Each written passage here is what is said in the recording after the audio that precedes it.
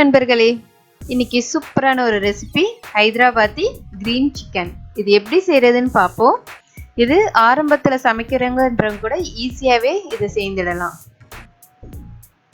இதற்கு தேவையான பொருட்கள்: நம்ம வெங்காயத்தை நீட்டா பொடிசா அரிஞ்சு வச்சுக்கோங்க. காரத்துக்கு தேவையான அளவுக்கு பச்சை மிளகாய், இஞ்சி ஒரு துண்டு, பூண்டு ஒரு 10-15 பல்லுக்கு. முந்திரியோட சேர்த்து நீங்கள் பாதாம் பிஸ்தா இருந்தாலும் ஆட் பண்ணிக்கலாம். நான் முந்திரி ஒரு புடி அளவுக்கு எடுத்து வச்சுருக்கேன். அதுபோல் கொத்தமல்லி, புதினா இதுவும் ஒவ்வொரு புடி. அதாவது முந்திரி கிட்டத்தட்ட ஒரு 25 இருக்கும் பீசஸ். எண்ணெய் கொஞ்சம் நல்லா காயட்டும். வெங்காயம் வதக்கி எடுக்கிற அளவுக்கு எண்ணெய் ஊற்றுனீங்கன்னா போதும். இதை நல்லா உதுத்து போட்டுக்கோங்க. நமக்கு நல்லா செவக்க வெங்காயம் வரணும். அதுக்கு தகுந்தா போல் எண்ணெயை ஊற்றிக்கோங்க. இதை நல்லா கிண்டி விட்டுக்கோங்க. அப்போதான் நல்லா சீக்கிரமாக நமக்கு ரோஸ்டட் ஆகி கிடைக்கும். இந்த எண்ணெயை நீங்கள் மற்ற சமையலுக்கும் யூஸ் பண்ணிக்கலாம். நீங்கள் நிறைய ஊற்றிட்டிங்கன்னா இந்த எண்ணெயை மற்ற ஃப்ரை ஐட்டம்ஸ், குழம்புக்கெலாம் யூஸ் பண்ண முடியும். தோசைக்கெலாம் ஊற்றுனீங்கன்னா சூப்பராக இருக்கும் வாசனை. இது நல்லா வதங்கி வரட்டும். வதங்கி வர்றதுக்குள்ளே நம்ம சிக்கனுக்கு ஊறதுக்குள்ள ஐட்டம்லாம் மற்றதை ரெடி பண்ணிடலாம். நம்ம அதுக்குள்ளே கொத்தமல்லியும் புதினாவும் மிக்சியில் அரைச்சிட்டு வந்துடலாம். பச்சையாகவே அரைச்சாலே சூப்பராக இருக்கும். பாருங்கள், அதுக்குள்ளேயே வெங்காயம் நல்லா செவக்க ஆரம்பிச்சிருச்சு.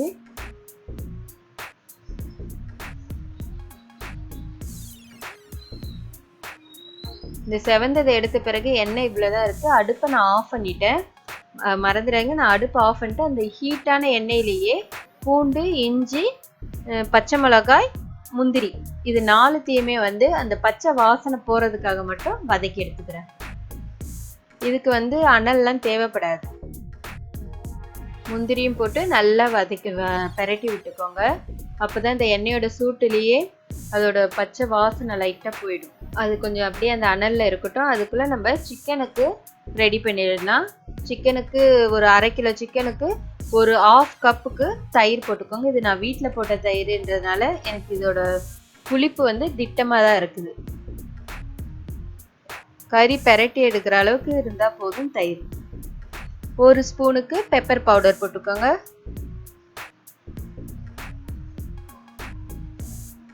நம்ம தனியாத்தூள் ஒரு 2 ஸ்பூனுக்கு போட்டுக்கோங்க. இந்த பவுடர் எல்லாமே நான் வீட்டில் இப்போ மிக்சியில் அரைச்சது தான். 1 ஸ்பூனுக்கு வெறும் மிளகாய் தூள். இது மிக்சியில் அரைப்பட்ட மிளகாய் தூள் தான். உங்ககிட்ட மிளகாய் தூள் இல்லைன்னா நீங்கள் காஞ்ச மிளகாயை மிக்சியில் கிரைண்ட் பண்ணிங்கனாலே சூப்பராக கிடைக்கும் உங்களுக்கு. 1 ஸ்பூன் போட்டுக்கோங்க. கஸ்தூரி மேத்தி என்கிட்ட இருக்குதுன்றதுனால நான் இது இதுவும் 1 ஸ்பூனுக்கு நல்லா கையாலே பவுடர் பண்ணி போட்டுக்கிறேன். அப்படி உங்ககிட்ட இல்லைன்னா ஒன்றும் பிரச்சனை இல்லை.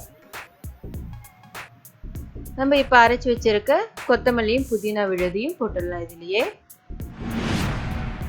அதோட நீங்கள் வெறும் கரம் மசாலா பொடி இருந்துச்சுன்னா அது போடுங்க ஒரு 1/2 ஸ்பூனுக்கு. அப்படி இல்லை சிக்கன் மசாலா பொடி இருக்குதுன்னா அதில் மற்ற மசாலாலாம் ஆட் பண்ணியிருப்பாங்க. அதனால 1 ஸ்பூனுக்கு ஆட் பண்ணிக்கோங்க.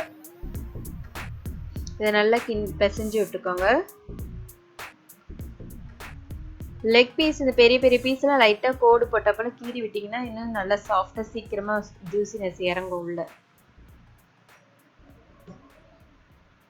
இதோட கொஞ்சமாக நீங்கள் தனியா சீரகம் இருக்கு இல்லையா, சீரகத்தையும் பொடி பண்ணி அது 1 ஸ்பூன் ஆட் பண்ணிக்கோங்க.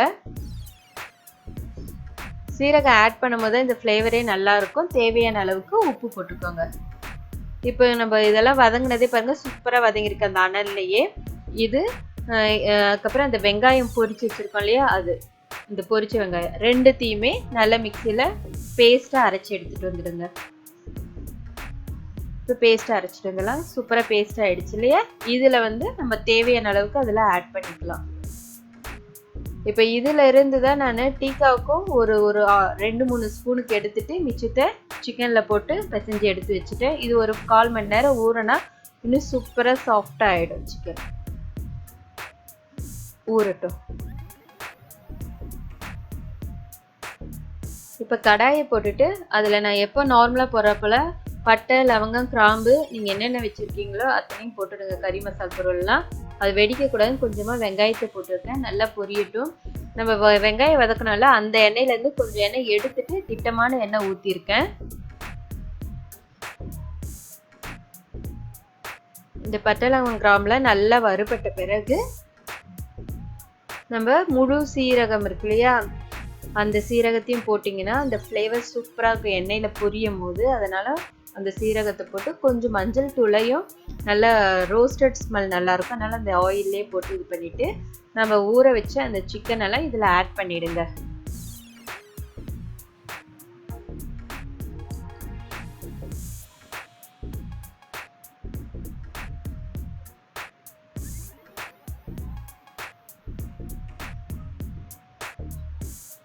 எல்லா சிக்கனையும் போட்ட பிறகு ஒரு கிளறி விட்டுருங்க.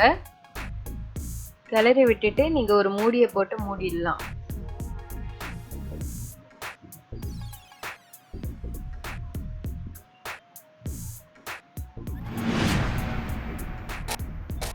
பாருங்க, இடையில இடையில கிண்டி விடும் போதே நமக்கு வாசனையும் சூப்பராக இருக்குது.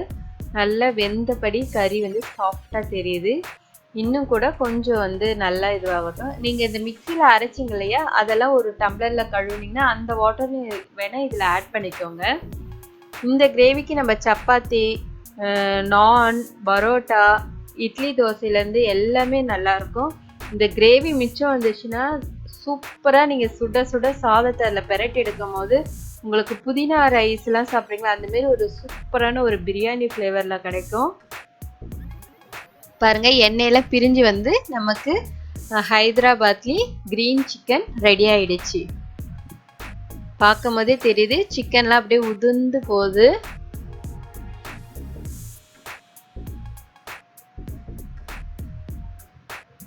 எவ்வளோ சூப்பராக வந்திருக்கு. நம்ம நார்மலாக நம்ம சிக்கன் செய்தோம்னா கொஞ்சம் டைம் எடுக்கும், ஆனால் இது ஈஸியாக சீக்கிரமாகவே முடிஞ்சிடுச்சு. அந்த ஊற வைக்கிற டைமும் வெங்காயம் வதக்குறது, இது 2 தான் டைம் ஆயிடுச்சு. மற்றபடி நமக்கு ஈஸியாக இது முடிஞ்சிடுச்சு.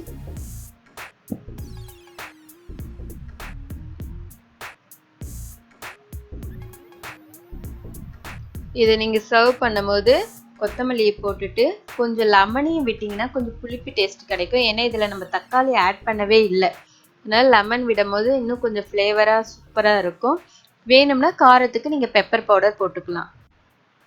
நமக்கு சூப்பரான ஹைதராபாதி கிரீன் சிக்கன் ரெடி ஆயிடுச்சு. இதே போல் உங்கள் வீட்டில் செய்து சாப்பிட்டு பார்த்துட்டு எப்படி இருக்குன்னு மறக்காமல் கமெண்ட் பாக்ஸில் கமெண்ட் அனுப்புங்க.